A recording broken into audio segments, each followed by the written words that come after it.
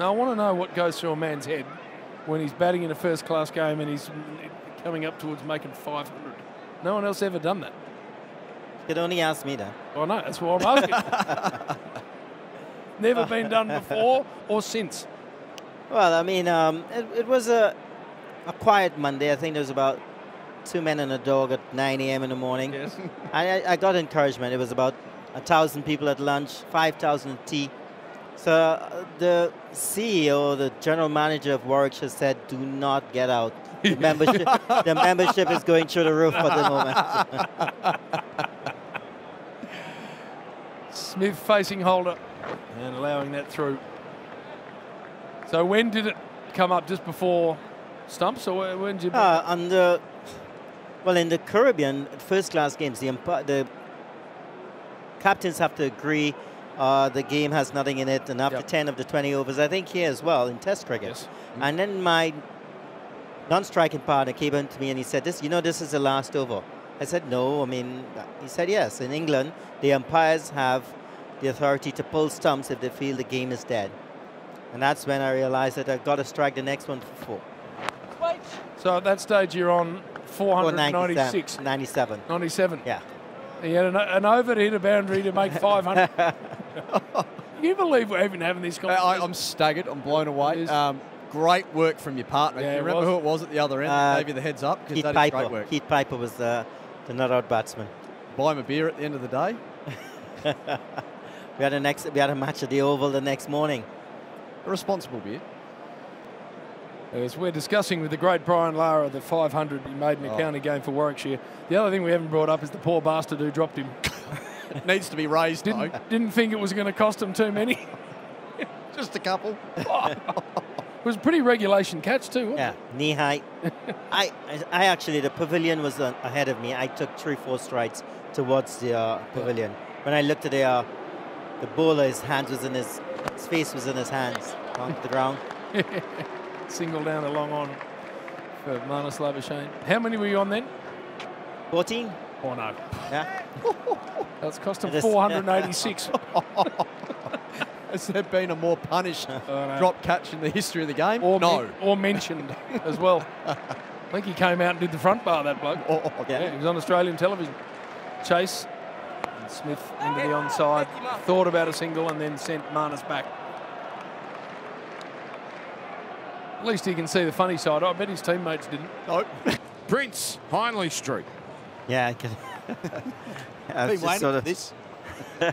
No, we got it. Was the middle of the day. It was just after lunchtime or just around lunchtime, and I found everyone was just rushing to their rooms and placing their bags. And I came downstairs and I looked for the guys in the restaurant. I didn't see them in the restaurant. I came to the front door. The concierge said, "Yeah, nearly all of your team, they've turned left and gone down the road." Nice's next ball, and again almost gets a nibble from Chase. This is good bowling. Well, I looked in every single restaurant on Hindley Street and I did not see one West Indian. But I stopped at a club, right, this is 1 o'clock in the afternoon. Middle of the day. Middle of the day. And he said, "Yeah, they're all upstairs." Welcome to Hindley Street. And you thought, I could make myself very comfortable here. Good afternoon to Brian Taylor and Merv Hughes. G'day, Brian. Yeah, good day. You talk about discipline. Did I say Brian Taylor rather than Brian Lara? Sorry, Brian. I was back to football. Brian Taylor is a big footy commentator. My apologies, Brian Lara. That's fine. I was just saying, you're talking about discipline. Triple M has dropped their discipline. Yeah. We're here with Merv Hughes. Yeah, I know. Every now and then you got to drop your standards, mate. Kawaja defends out in the offside. I was trying to remember the other day how many you hit off me in that over. 4 fours.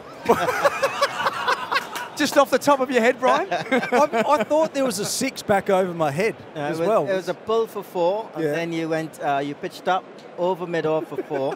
You said, "Okay, I'll go back short again." Cut over point. He's made nearly 12,000 test runs, but he's plucked out the 16 off that over of yours, Bluey. I love it. So, Brian, Tell us more about how you used to smash Bluey around.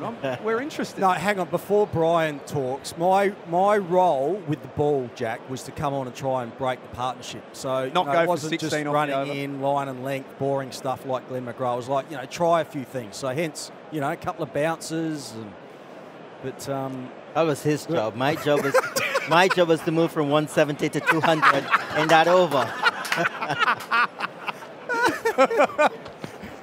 Oh, it's a leave outside off stump. Ball tails away. Taken by De Silva, the wicket keeper. no, I remember at the end of that over, and I was just like, sorry, Tubbs, I got nothing. I got nothing here.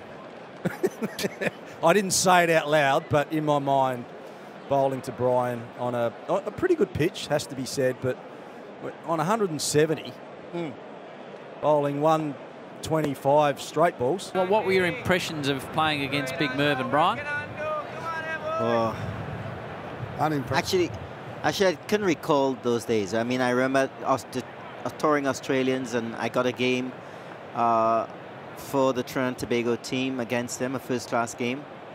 But I always remember SCG. That's Right. where I remember that he troubled me the most. Well, you were out there for a long time too. He troubled me the most. Had him dropped early there, Howie. Did you?